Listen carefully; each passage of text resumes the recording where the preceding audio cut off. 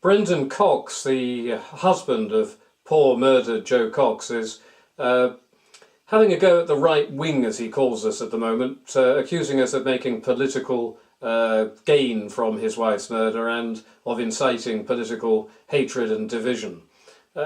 I think that you're doing this, Mr. Cox, purely because you wish to make political gain out of it, as you did the moment she was murdered. Before the police had any reference to who had done it, you were already putting out it was hatred and leading people up the path to the fact that it was a right-winger that would have done it.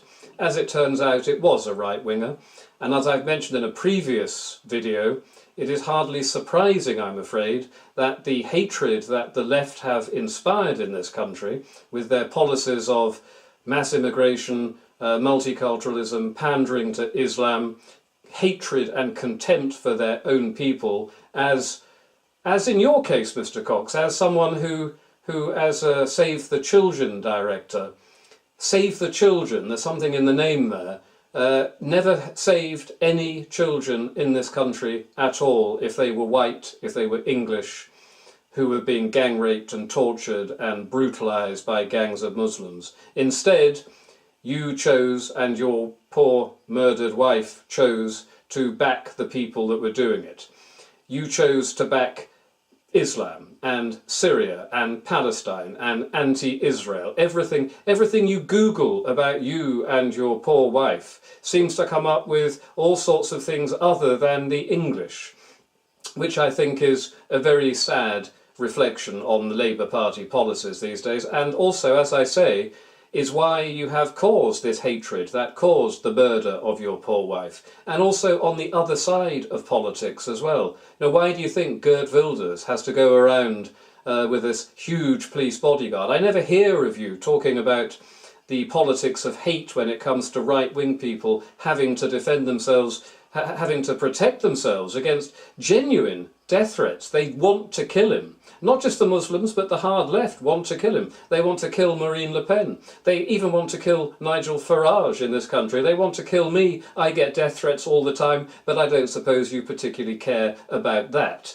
So this is the situation that you've built in the West, with your ridiculous hatred of the English and your grovelling subservience before Islam simply because you want their vote and they live in the cities, and if you lose the cities, Labour doesn't exist anymore and Islam will dominate the cities as their demographic grows. You've made a conscious decision to back these people. You've made a conscious decision not to have, well, as Dennis McShane said, don't rock the multicultural boat about letting the truth out about the gang rape of all of our girls. Best just to hide it with all the other left-wing social workers and left-wing police chiefs and left-wing police commissioners and left-wing media and left-wing politicians, I'm afraid to say.